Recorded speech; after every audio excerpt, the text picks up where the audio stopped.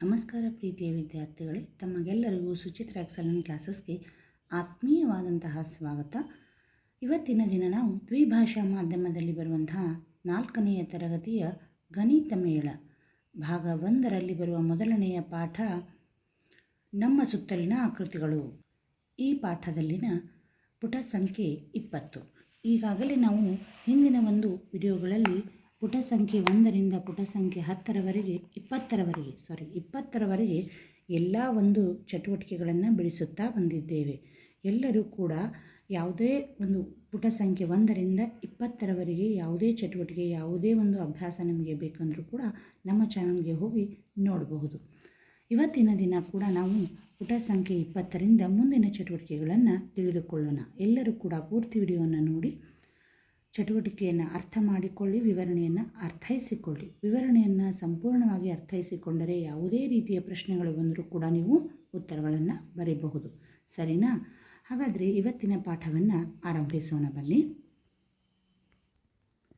Try to make this 5-sided shape with all sides equal pentagon. ನೋಡಿ, pentagon ಅಂದರೆ ಪಂಚಭುಜ. ಎಲ್ಲ ಬಾಹುಗಳು ಸಮವಿರುವ 5 ಬಾಹುಗಳುಳ್ಳ ಈ ಆಕೃತಿಯನ್ನು ಮಾಡಲು ಪ್ರಯತ್ನಿಸಿ. ಪಂಚಭುಜ ಅಂದರೆ ಪೆಂಟಗಾನ್ ಅಂದ್ರೇನು? ಪಂಚಭುಜ, 5 ಒಂದು ಭುಜಗಳು, 5 ಮೂಲೆಗಳನ್ನು ಹೊಂದಿರುವಂತಹ ಒಂದು ಆಕೃತಿ. ಎಲ್ಲ ಬಾಹುಗಳು ಸಮವಿರುವ 5 ಬಾಹುಗಳುಳ್ಳ ಈ ಆಕೃತಿಯನ್ನು ಪ್ರಯತ್ನಿಸಿ ಅಂತ ಹೇಳ್ತಾರೆ. Are these right angles? ಇವುಗಳು ಲಂಬಕೋನಗಳೇ ಅಂತ ಕೇಳ್ತಾರೆ. ನೋಡಿ, ರೈಟ್ ಆ್ಯಂಗಲ್ಸ್ ಅಂದರೆ ಲಂಬಕೋನಗಳು. ಇವ್ಯಾವು ಲಂಬಕೋನಗಳ? ಅಲ್ಲ.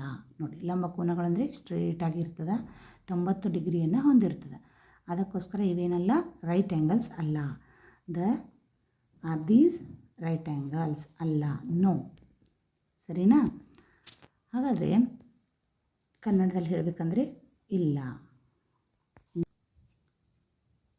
Does the shape of the pentagon change if we gently push one of it's sides? ಯಾವುದೇ ಒಂದು ಬಾಹುವನ್ನು ನೋಡಿ, ಇಲ್ಲಿ 5 ಬಾಹುಗಳು ಕಾಣ್ತಾ ಇದೆಯಲ್ವಾ? ಈ 5 ಬಾಹುಗಳಲ್ಲಿ ಯಾವುದಾದ್ರೂ ಒಂದು ಬಾಹುವನ್ನು ನಾವೇನು ಮಾಡಬೇಕು? ಸಾವಕಾಶವಾಗಿ ಒತ್ತಿದಾಗ ಏನಾಗ್ತದೆ? ಪಂಚಭುಜ ಬದಲಾಗ್ತದೇನೋ ಅಂತ ಕೇಳ್ತಾರೆ. ಎಸ್, ಬದಲಾಗ್ತದೆ. ನಾವಾಗ ಈಗಾಗಲೇ ಹಿಂದಿನ ವಿಡಿಯೋದಲ್ಲಿ ನೋಡಿದಂತೆ ತ್ರಿಭುಜವನ್ನು, ಟ್ರಯಾಂಗಲನ್ನು ನಾವು ತಳ್ಳಿದಾಗ, ಒಂದು ಬಾಹುವನ್ನು ತಳ್ಳಿದಾಗ ಅದೇನಾಗೋದಿಲ್ಲ, ಬದಲಾಗೋದಿಲ್ಲ. ಆದರೆ ಚೌಕಾಕೃತಿಯನ್ನು ನಾವೇನು ಮಾಡ್ತೀವಿ? ಒಂದು ಬಾಹುವನ್ನು ತಳ್ಳಿದಾಗ ಏನಾಗ್ತದೆ? ಅದು ಆಕೃತಿಯನ್ನು ಬದಲಾಗ್ತದೆ. ಹಾಗೆಯೇ ಇದು ಕೂಡ ಪಂಚಭುಜವು ಕೂಡ ಏನಾಗ್ತದೆ? ಪಂಚಭುಜಾಕೃತಿಯು ಕೂಡ ನಾವು ಒಂದು ಸೈಡನ್ನು, ಒಂದು ಬಾಹುವನ್ನು ತಳ್ಳಿದಾಗ ಅದು ಬದಲಾಗ್ತದೆ. ಹೌದು. Next, how does this change the angles? ಇದು ಕೋನವನ್ನು ಹೇಗೆ ಬದಲಾಯಿಸುತ್ತದೆ ಅಂತ ಕೇಳ್ತಾರೆ. ಇದು ಕೋನವನ್ನು ನೋಡಿ, ನಾವು ಒಂದು ಬಾಹುವನ್ನು ತಳ್ಳಿದಾಗ ಅದು ಕೋನವನ್ನು ಹೇಗೆ ಬದಲಾಯಿಸುತ್ತದೆ ಅಂತ ಕೇಳ್ತಾರೆ. ನೋಡಿ, ಒಂದು ಬಾಹುವನ್ನು ನಾವು ಒತ್ತಿದಾಗ ಏನಾಗ್ತದೆ? ಅದು the angles are changes. The angles are changes.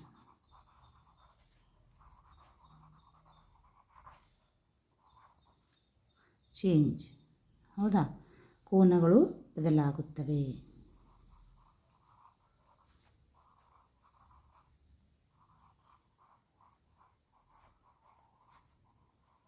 ಬದಲಾಗುತ್ತವೆ. Next, can you make a circle using straws? ಸ್ಟ್ರಾಗಳನ್ನು ಉಪಯೋಗಿಸಿ ಒಂದು ವೃತ್ತವನ್ನು ಮಾಡಬಲ್ಲಿರಾ? ನೋಡಿ, ಇಲ್ಲಿ ಕಾಣ್ತಾ ಇದೆಯಾ? ಸ್ಟ್ರಾಗಳನ್ನು, ಸಮ ಅಳತೆಯ ಒಂದು ಸ್ಟ್ರಾಗಳನ್ನು ಬಳಸಿ ನಾವೇನು ಮಾಡಬೇಕು? ಸರ್ಕಲ್ಗಳನ್ನು ಮಾಡಬಲ್ಲಿರಾ ಅಂತ ಕೇಳ್ತಾರೆ. Look at the picture. The lengths of the straw in this picture are, ನೋಡಿ ಇಲ್ಲಿ ಏನಾಗಿದೆ? ಎಲ್ಲ ಸ್ಟ್ರಾಗಳ ಲೆಂತ್ ಏನಾಗಿದೆ? ಸಮನಾಗಿದೆ. ಮಧ್ಯದಲ್ಲಿ ಒಂದು ಕ್ಲೇ ಇದೆ. ಎಲ್ಲ ಸ್ಟ್ರಾಗಳ ಒಂದು ಲೆಂತ್ ಏನಾಗಿದೆ? ಉದ್ದ ಸಮ ಆಗಿದೆ ಅಲ್ವಾ? ಅದಕ್ಕೋಸ್ಕರ ಇದು ಈಕ್ವಲ್.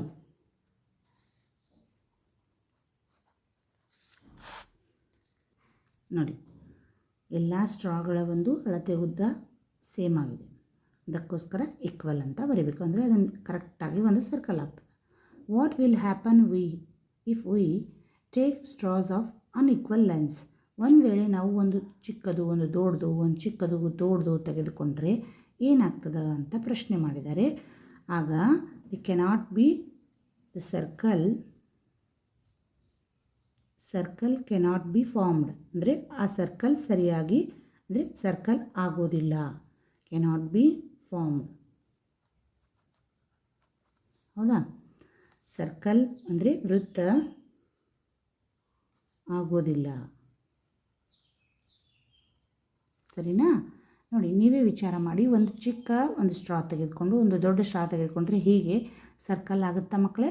ಇಲ್ಲ ಅಲ್ವಾ?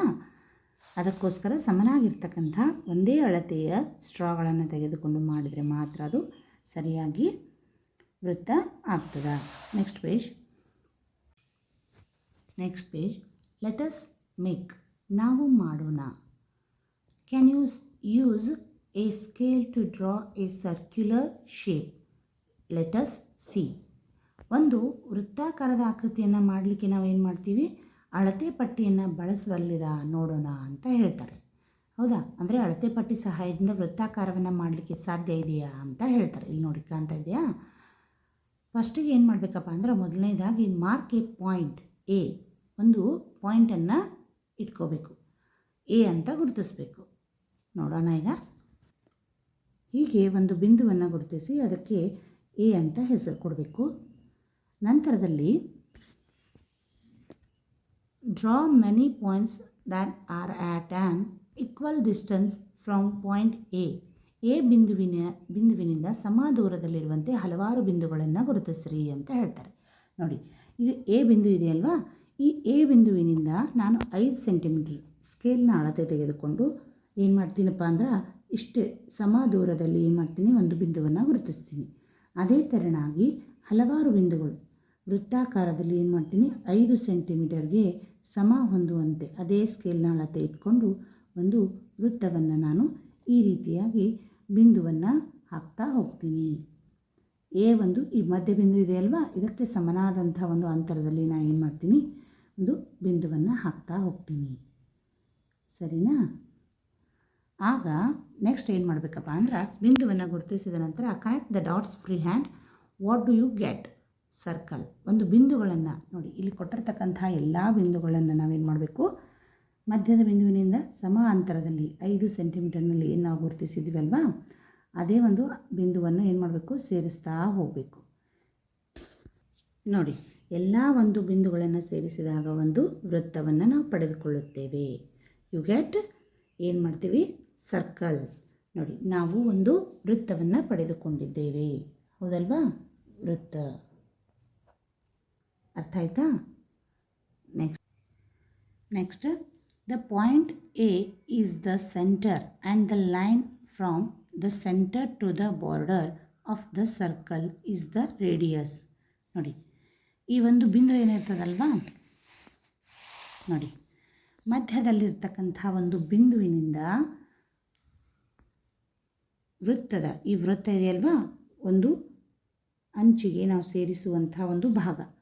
ಇಲ್ಲಿಂದ ಮಧ್ಯದ ಬಿಂದುವಿನಿಂದ ಒಂದು ವೃತ್ತದ ಪರಿಧಿಯ ಒಂದು ಕೊನೆಗೆ ಇರ್ತಕ್ಕಂಥ ಬಿಂದುವಿನ ಅಂತರವನ್ನು ಏನಂತ ಕರಿತೀವಿಪ್ಪ ಅಂದ್ರೆ, ವೃತ್ತದ ಅಂಚಿಗೆ ಇರುವಂಥ ಒಂದು ರೇಖೆಯನ್ನು ವೃತ್ತದ ತ್ರಿಜ್ಯ, ರೇಡಿಯಸ್ ಅಂತ ಹೇಳ್ತೀವಿ. ಏನಂತ ಹೇಳ್ತೀವಿ? ರೇಡಿಯಸ್, ತ್ರಿಜ್ಯ ಅಂತ ಹೇಳ್ತೀವಿ. ಅರ್ಥ ಆಯ್ತಾ?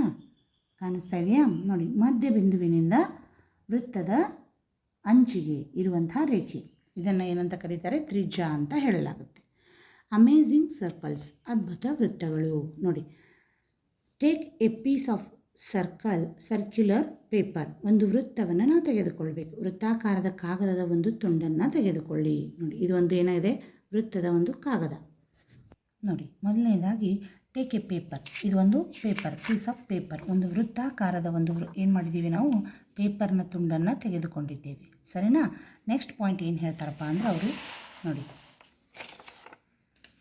Fold your paper in half and crease it well. ಕಾಗದವನ್ನು ಅರ್ಧಕ್ಕೆ ಚೆನ್ನಾಗಿ ಮಡಿಸಿ. ನೋಡಿ, ಈ ಒಂದು ಕಾಗದ ಇದೆಯಲ್ವಾ, ವೃತ್ತಾಕಾರದ ಕಾಗದ, ಇದನ್ನು ನಾನೇನು ಮಾಡ್ತೀನಿ?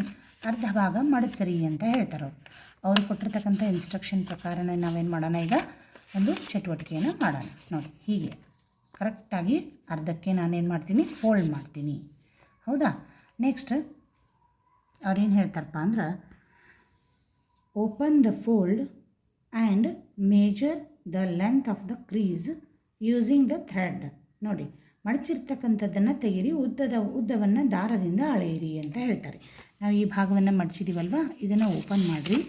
ಇದು ಈ ಒಂದು ದಾರ ಇದೆಯಲ್ವ, ಈ ಭಾಗದಿಂದ ವೃತ್ತದ ಅಂಚು ಕಾಣಿಸ್ತಾ ಇದೆಯಾ, ವೃತ್ತದ ಅಂಚಿನಿಂದ ಈ ಭಾಗದಿಂದ ಇಲ್ಲಿಯವರೆಗೆ ಏನು ಮಾಡಿ ಅಳತೆ ಮಾಡಿ ಅಂತ ಹೇಳ್ತಾರೆ. ನೋಡಿ, ವೃತ್ತದ ಪೂರ್ತಿ ಈ ಒಂದು ತುದಿಯಿಂದ ಪೂರ್ತಿ ಈ ಭಾಗದ ತುದಿಯವರೆಗೂ ಕೂಡ ಈ ಭಾಗವನ್ನು ಮಡಚಿರ್ತಕ್ಕಂಥ ಒಂದು ರೇಖೆಯ ಮೇಲೆ ದಾರವನ್ನು ಅಳೆಯಿರಿ ಅಂತ ಹೇಳ್ತಾರೆ. ಆಗ next, fold your paper in half in a different way and crease it well. ನೋಡಿ, ಅರ್ಧ ಭಾಗವನ್ನು ನಾವು ಮಡಚಿದ್ದೀವಿ, ಹೌದಾ, ಅದನ್ನು ಏನು ಮಾಡಿ ಮತ್ತೊಂದು ಭಾಗವನ್ನು ಮಡಿಸಿರಿ ಅಂತ ಹೇಳ್ತಾರೆ. ನೋಡಿ, ಅದೇ ಒಂದು ವೃತ್ತವನ್ನು ನಾವೇನು ಮಾಡ್ತೀವಿ, ಇನ್ನೊಂದು ಫೋಲ್ಡ್ ಮಾಡಿರಿ ಅಂತ ಹೇಳ್ತಾರೆ. ಹೀಗೆ ಕಾಣಿಸ್ತಾ ಇದೆಯಾ? ನೋಡಿ, ಒಟ್ಟು 4 ಭಾಗ ಆಯಿತು. ನೋಡಿ, ವೃತ್ತವನ್ನು ನಾನೀಗ ತೆಗಿತೀನಿ, 4 ಭಾಗ ಕಾಣಿಸ್ತಾ ಇದೆಯಾ ಮಕ್ಕಳೇ? ನೋಡಿ, ಹೀಗೆ ವೃತ್ತವನ್ನು ನಾನು 4 ಭಾಗವಾಗಿ ಮಡಚಿದ್ದೇನೆ. ನೆಕ್ಸ್ಟ್ ನೋಡಿ, ಇಲ್ಲಿ ಇನ್ನೂ ಪಾಯಿಂಟ್ಸ್ ಇದೆ. ಏನಪ್ಪ? Open the fold and measure the length of the crease again. ಮಡಚಿರೋದನ್ನು ತೆಗೆದು ಮತ್ತು ಮಡಚಿದ ಗೆರೆಯ ಉದ್ದವನ್ನು ಪುನಃ ಅಳೆಯಿರಿ ಅಂತ ಹೇಳ್ತಾರೆ. ನೋಡಿ, ಈಗ ನಾವು ಮಡಚಿರ್ತಕ್ಕಂಥ ಅರ್ಧ ಭಾಗವನ್ನು ಅಳಿತೀವಿ. ನಂತರದಲ್ಲಿ ಏನು ಮಾಡ್ತೀವಿ, ಮತ್ತೆ 4 ಭಾಗವನ್ನು ಮಡಚಿದಾಗ ಅದನ್ನು ಏನು ಮಾಡ್ತೀವಿ, ಅದನ್ನು ಕೂಡ ಅಳತೆ ಮಾಡಿರಿ ಅಂತ ಹೇಳ್ತಾರೆ ಅವರು, ಹೌದಾ? Next, fold it again in half in a different way and crease it well. ಅದನ್ನು ಅರ್ಧಕ್ಕೆ ಮತ್ತೊಂದು ವಿಧದಲ್ಲಿ ಚೆನ್ನಾಗಿ ಮಡಚಿ. Open the fold, measure the length of the crease.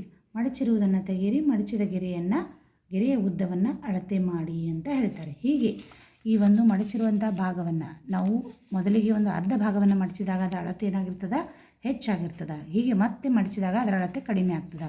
ಮತ್ತೆ ಅದನ್ನು ನಾವೇನು ಮಾಡ್ತೀವಿ, ಮತ್ತೆ ಫೋಲ್ಡ್ ಮಾಡಿದರೆ ಮತ್ತೆ ಅಳತೆಯ ಪ್ರಮಾಣ ಏನಾಗ್ತದೆ, ಕಡಿಮೆ ಆಗ್ತಾ ಹೋಗ್ತದೆ, ಹೌದಲ್ವಾ? ನೋಡಿ, ಹೀಗೆ ಚಿಕ್ಕದಾಗ್ತಾ ಹೋಗ್ತದೆ.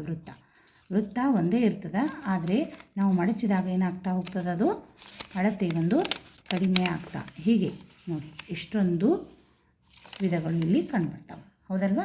ನೋಡಿ, ಫೋಲ್ಡ್ಗಳು ಕಾಣಿಸ್ತಾ ಇದೆಯಲ್ವಾ ನಿಮಗೆ? ನೋಡಿ, ಹೀಗೆ ಈ ರೀತಿಯ ಒಂದು ಚಟುವಟಿಕೆಯನ್ನು ಕೊಟ್ಟಿದ್ದಾರೆ. ಈ ಒಂದು ಚಟುವಟಿಕೆ ಮೇಲೆ ಇನ್ನು ಪ್ರಶ್ನೆಗಳು ಕಂಡುಬರ್ತವೆ. ನೋಡಿ, ಅವುಗಳಿಗೆ ಉತ್ತರಗಳನ್ನು ನೋಡ್ತಾ ಹೋಗೋಣ. ಏನಪ್ಪ ಅಂದ್ರೆ, the length of all the creases are. ಇಲ್ಲಿರ್ತಕ್ಕಂಥ ಲೆಂತ್ ಏನಾಗಿದೆ, ಇದೆಲ್ಲವುಗಳು ಒಂದೇ ಅಳತೆಯನ್ನು ಹೊಂದಿವೆ. ಯಾಕೆ ಹೇಳಿ ನೋಡೋಣ? ಯಾಕಂದರೆ ವೃತ್ತ ಸಮನಾದ ಅಳತೆಯಲ್ಲಿ ನಾವು ತೆಗೆದುಕೊಂಡಿರ್ತೀವಿ. ಅದಕ್ಕೋಸ್ಕರ ಈ ಪ್ರತಿಯೊಂದು ಭಾಗವು, ಈ ಒಂದೊಂದು ಭಾಗ ಏನು ಕಾಣ್ತಾ ಇದೆಯಲ್ವಾ, ಇವುಗಳು ಕೂಡ ಪ್ರತಿಯೊಂದು ಕೂಡ ಈಕ್ವಲ್ ಆಗಿರ್ತವೆ. ಸರಿನಾ? Answer is equal. ಎಲ್ಲ ಮಡಚಿದ ಗೆರೆಗಳ ಉದ್ದಗಳು ಸಮನಾಗಿರುತ್ತವೆ, ಹೌದಾ? Next, these creases are called diameters of all of the circle. ನೋಡಿ, ಈ ಗೆರೆಗಳನ್ನು ವೃತ್ತದ ವ್ಯಾಸಗಳು ಅಂತ ಕರೆಯಲಾಗುತ್ತೆ. ನೋಡಿ, ನಾವು ಹೀಗೆ ಏನು ಮಧ್ಯದಲ್ಲಿ ಫೋಲ್ಡ್ ಮಾಡಿದ್ದೀವಲ್ವಾ, ಈ ಭಾಗದಿಂದ ನೋಡಿ, ಈ ಭಾಗದಿಂದ ಇಲ್ಲಿಯವರೆಗೆ ನಾವೇನಿರ್ತಕ್ಕಂಥ ವೃತ್ತದ ಒಂದು ತುದಿಯಿಂದ ಕೊನೆಯ ತುದಿಯವರೆಗೆ, ವೃತ್ತದ ಕೊನೆಯ ತುದಿಯವರೆಗೆ ಇರುವಂಥ ಈ ಮಧ್ಯದ ಬಿಂದು ಇರ್ತದೆ. ಹೀಗೆ ಒಂದು ಕೊನೆಯ ತುದಿಯವರೆಗೆ ಇರುವಂಥ ಒಂದು ಭಾಗವನ್ನು ಏನಂತ ಕರೀತಾರೆ? ಡಯಾಮೀಟರ್. ನೋಡಿ, ಡಯಾಮೀಟರ್ ಅಥವಾ ವ್ಯಾಸ ಅಂತ ಹೇಳಲಾಗುತ್ತೆ. ವೃತ್ತದ ಒಂದು ತುದಿಯಿಂದ ಮತ್ತೊಂದು ತುದಿಯವರೆಗೆ ಇರುವಂಥ ಅಂತರವನ್ನು ಡಯಾಮೀಟರ್ ಅಥವಾ ವ್ಯಾಸ ಅಂತ ಹೇಳಲಾಗುತ್ತೆ. Discuss where the centre is. Do you notice that all the diameters pass through the centre. ಇವುಗಳೆಲ್ಲವುಗಳು ನೋಡಿ, ಇವೇನಿದೆ ಅಲ್ವಾ, ನೋಡಿ, ಈ ಭಾಗದಿಂದ ಈ ಭಾಗದವರೆಗೆ, ಇಲ್ಲಿಂದ ಈ ತುದಿಯಿಂದ ಈ ತುದಿಯವರೆಗೆ ಕಾಣಿಸ್ತಾ ಇದೆಯಾ? ಮತ್ತು ಇಲ್ಲಿಂದ ಇಲ್ಲಿಯವರೆಗೆ ನಾವೇನು ಯಾವ್ಯಾವ ಭಾಗಗಳನ್ನ ಮಡಚಿದ್ದೀವಲ್ವ, ಅವೆಲ್ಲವುಗಳನ್ನು ಕೂಡ ಮಧ್ಯದ ಬಿಂದುವಿನ ಮೂಲಕನೇ ಏನು ಮಾಡಬೇಕು? ಹಾಯ್ದು ಹೋಗಬೇಕು ಅಲ್ವಾ? ನೋಡಿ, ಕಾಣಿಸ್ತಾ ಇದೆಯಾ? ನೋಡಿ, ಈ ರೇಖೆನೂ ಕೂಡ ಮಧ್ಯದ ಬಿಂದುವಿನ ಮೂಲಕನೇ ಹಾಯಬೇಕು. ಇದು ಕೂಡ ಎಲ್ಲವುಗಳು ಕೂಡ ವೃತ್ತದ ಪರಿಧಿಯನ್ನು ಸೇರುವಂಥ ಪ್ರತಿಯೊಂದು ವ್ಯಾಸವೂ ಕೂಡ ಮಧ್ಯದ ಬಿಂದುವಿನ ಮೇಲೇ ಹಾಯ್ದು ಹೋಗಬೇಕು. ಅದನ್ನು ನೀವು ಗಮನಿಸಿ ಅಂತ ಹೇಳ್ತಾರೆ ಅವರು. Measure the length of the creases from the centre to the border the circle. This is called the radius of the circle. ಮಡಚಿದ ಗೆರೆಯ ಉದ್ದವನ್ನು ವೃತ್ತದ ಕೇಂದ್ರದಿಂದ ಅಂಚಿನವರೆಗೆ ಅಳತೆ ಮಾಡಿದಾಗ ನೋಡಿ, ಈ ಒಂದು ಮಡಚಿರ್ತಕ್ಕಂಥ ಭಾಗ ಈ ಒಂದು ಕೇಂದ್ರದಿಂದ ನೋಡಿ ಅರ್ಧ ಭಾಗ ತೆಗೆದುಕೊಂಡ್ರೆ ಅದು ರೇಡಿಯಸ್. ಇಲ್ಲಿಂದ ಇಲ್ಲಿವರೆಗೆ ತೆಗೆದುಕೊಂಡ್ರೆ ಇದಿಷ್ಟೇ ತೆಗೆದುಕೊಂಡ್ರೆ ಅದು ಏನದು ರೇಡಿಯಸ್ ಅಂದರೆ ತ್ರಿಜ್ಯ. ಹೌದಾ? ಪೂರ್ತಿ ಈ ಒಂದು ಭಾಗದಿಂದ ಇಲ್ಲಿವರೆಗೆ ತೆಗೆದುಕೊಂಡ್ರೆ ಅದು ವ್ಯಾಸ, ಡಯಾಮೀಟರ್ ಅಂತ ಹೇಳಲಾಗುತ್ತೆ. ಸರಿನಾ? ಅದನ್ನು ವ್ಯಾಸ ಅಂತ ಕರೆಯಲಾಗುತ್ತೆ. ಮಧ್ಯಬಿಂದುವಿನಿಂದ ಮಾತ್ರ ಏನು ಮಾಡ್ತೀವಿ ನಾವು, ವೃತ್ತದ ಕೇಂದ್ರದಿಂದ ಅಂಚಿನವರೆಗೆ ತೆಗೆದುಕೊಂಡ್ರೆ ಅದನ್ನು ತ್ರಿಜ್ಯ ಅಂತ ಹೇಳ್ತೀವಿ. ಇನ್ನು discuss if there is any relationship between the radius and the diameter of a circle. ವೃತ್ತದ ತ್ರಿಜ್ಯ ಮತ್ತು ವ್ಯಾಸಕ್ಕೆ ನೋಡಿ, ಈ ವೃತ್ತದ ಒಂದು ತ್ರಿಜ್ಯ ಮತ್ತು ವ್ಯಾಸಕ್ಕೆ ಇರುವಂಥ ಏನಾದರೂ ಸಂಬಂಧ ಇದೆಯೇ, ಯಾವುದಾದ್ರೂ ಸಂಬಂಧ ಇದೆಯೇ ಇವೆರಡರ ಮಧ್ಯದಲ್ಲಿ ಅನ್ನೋದನ್ನು ಚರ್ಚೆ ಮಾಡಿರಿ ಅಂತ ಹೇಳ್ತಾರೆ ನೋಡಿ. ಡಯಾಮೀಟರ್ಗೂ ಮತ್ತು ರೇಡಿಯಸ್ಗೂ ಅಂದರೆ ತ್ರಿಜ್ಯಕ್ಕೂ ಮತ್ತು ವ್ಯಾಸಕ್ಕೂ ಏನಾದರೂ ಸಂಬಂಧ ಇದೆಯಾ ಅಂತ ಕೇಳ್ತಾರೆ. ಇದಕ್ಕೆ ಉತ್ತರ ನೋಡಿ, ಇದ್ರ ಉತ್ತರ the diameter is 2 times radius. ಅಂದರೆ ವ್ಯಾಸವು ತ್ರಿಜ್ಯದ 2ರಷ್ಟಿದೆ. ನೋಡಿ ಇದು ಕಾಣ್ತಾ ಇದೆಯಲ್ವ ಇಲ್ಲಿ, ಇದು ವ್ಯಾಸ ಏನಪ್ಪ ಅಂದ್ರೆ ಈ ದಂಡೆಯಿಂದ ಈ ತುದಿಯಿಂದ ಈ ತುದಿಯವರೆಗೆ ಪೂರ್ತಿಯಾಗಿ ಮಧ್ಯದ ಒಂದು ಬಿಂದುವಿನ ಮೇಲೆ ಹಾಯ್ದೋಗ್ತದೆ. ಆದರೆ ತ್ರಿಜ್ಯ ಮಾತ್ರ ಏನು ಮಾಡ್ತದೆ, ಇಷ್ಟೇ ಮಧ್ಯದ ಬಿಂದುವಿನಿಂದ ಕೊನೆಯ ಒಂದು ತುದಿಯವರೆಗೆ, ವೃತ್ತದ ತುದಿಯವರೆಗೆ ಮಾತ್ರ ಅದು ಕಂಡು ಬರ್ತದೆ. ನೋಡಿರಿ, ಇದರ 2 ಭಾಗ, 2 ಪಟ್ಟು ಅಂದರೆ 2ರಷ್ಟು ಇದೆ. ಇದು ಕೂಡ ಈ ಮಧ್ಯ ಬಿಂದುವಿನಿಂದ ಇಲ್ಲಿವರೆಗೆ ಇರುವಂಥದ್ದು ತ್ರಿಜ್ಯನೇ. ಹೌದಾ? ಅಂದರೆ ರೇಡಿಯಸ್. ಎಲ್ಲನೂ ಕೂಡ ಇಲ್ಲಿಂದ ಇಲ್ಲಿ ತನಕ ಎಲ್ಲವನ್ನೂ ಕೂಡ ನಾವು ಸೇರಿಸಿ ಹೇಳಿದಾಗ ವ್ಯಾಸ ಅಂತ ಹೇಳ್ತೀವಿ. 2 ಪಟ್ಟು ಆಯ್ತಲ್ವ ಮಕ್ಕಳೇ? ಈ ಭಾಗ ಮಧ್ಯ ಬಿಂದುವಿನಿಂದ ಇಲ್ಲಿಯವರೆಗೆ ಒಂದು ಭಾಗ, ಇಲ್ಲಿಂದ ಇಲ್ಲಿಯವರೆಗೆ ಒಂದು ಭಾಗ ತ್ರಿಜ್ಯ. ಅವೆರಡನ್ನೂ ಸೇರಿಸಿದಾಗ ಕಂಡುಬರುವುದೇ ವ್ಯಾಸ. ಅರ್ಥ ಆಯ್ತಾ? ನೋಡಿ ಏನಂತ ಹೇಳ್ತಾರೆ, ವ್ಯಾಸವು ತ್ರಿಜ್ಯದ 2ರಷ್ಟಿದೆ. ವ್ಯಾಸ ಅನ್ನೋದೇನು, ಈ ಒಂದು ತ್ರಿಜ್ಯಕ್ಕಿಂತ ಅಂದರೆ ಇದರ 2 ಪಟ್ಟು ದೊಡ್ಡದು ಅಲ್ವಾ ಅಂತ ಹೇಳಲಾಗುತ್ತೆ. ಅರ್ಥ ಆಯ್ತಾ ಮಕ್ಕಳೇ? ಇಲ್ಲಿವರೆಗೆ ನಾವೇನು ಮಾಡಿದ್ದೀವಪ್ಪ ಅಂದ್ರೆ ರೇಡಿಯಸ್ ಮತ್ತು ಡಯಾಮೀಟರ್ ಮತ್ತು ವೃತ್ತದಲ್ಲಿರ್ತಕ್ಕಂಥ ಒಂದು ತ್ರಿಜ್ಯ, ವ್ಯಾಸ ಇವುಗಳೆಲ್ಲವುಗಳ ಸಂಪೂರ್ಣ ವಿವರಣೆಯನ್ನು, ವಾಕ್ಯವನ್ನು ತಿಳಿದುಕೊಂಡಿದ್ದೇವೆ. ಎಲ್ಲರೂ ಕೂಡ ಪೂರ್ತಿ ವಿಡಿಯೋವನ್ನು ನೋಡಿ ಏನು ಮಾಡಪ್ಪ ಅಂದ್ರೆ ವೃತ್ತದ ಬಗ್ಗೆ, ಅದ್ಭುತವಾಗಿರ್ತಕ್ಕಂತಹ ವೃತ್ತಗಳ ಬಗ್ಗೆ ನಾವು ಇವತ್ತಿನ ವಿವರಣೆಯನ್ನು ಹಾಗೆ ಪಂಚಭುಜದ ವಿವರಣೆಯನ್ನು ತಿಳಿದುಕೊಂಡಿದ್ದೇವೆ. ಎಲ್ಲರೂ ಕೂಡ ಪೂರ್ತಿ ವಿಡಿಯೋವನ್ನು ನೋಡಿ ಮತ್ತು ವಿವರಣೆಯನ್ನು ಅರ್ಥೈಸಿಕೊಳ್ಳಿ. ವಿವರಣೆಯನ್ನು ಅರ್ಥೈಸಿಕೊಂಡರೆ ನಿಮಗೆ ಯಾವುದೇ ರೀತಿಯ ಒಂದು ಪ್ರಶ್ನೆಗಳು ಬಂದರೂ ಕೂಡ ಅದರ ವಿವರಣೆಯನ್ನು ನೀವು ಉತ್ತರವನ್ನು ಸರಿಯಾಗಿ ಬರೀಬಹುದು. ಸರಿನಾ? ಯಾರಾದರೂ ಇದೇ ಮೊದಲ ಬಾರಿಗೆ ನಮ್ಮ ಚಾನಲ್ನ ನೋಡ್ತಾ ಇದ್ದರೆ ಪ್ಲೀಸ್ ನಮ್ಮ ಚಾನಲ್ನ ಸಬ್ಸ್ಕ್ರೈಬ್ ಮಾಡಿ, ಪಕ್ಕದಲ್ಲಿರ್ತಕ್ಕಂತಹ ಬೆಲ್ ಬಟನ್ ಪ್ರೆಸ್ ಮಾಡಿ. ನಾವು ಮಾಡುವಂತಹ ಪ್ರತಿಯೊಂದು ವಿಡಿಯೋಗಳ ನೋಟಿಫಿಕೇಷನ್ ನಿಮಗೆ ಬೇಗನೆ ತಲುಪುತ್ತದೆ. ಹಾಗೆ ಕಮೆಂಟ್ ಹಾಕೋದನ್ನು ಮರಿಬೇಡಿ, ಲೈಕ್ ಮಾಡೋದನ್ನು ಕೂಡ ಮರಿಬೇಡಿ. ನಮ್ಮ ವಿಡಿಯೋಗಳನ್ನು ಹೆಚ್ಚು ಹೆಚ್ಚು ಶೇರ್ ಮಾಡಿ. Thanks for watching. ಧನ್ಯವಾದಗಳು.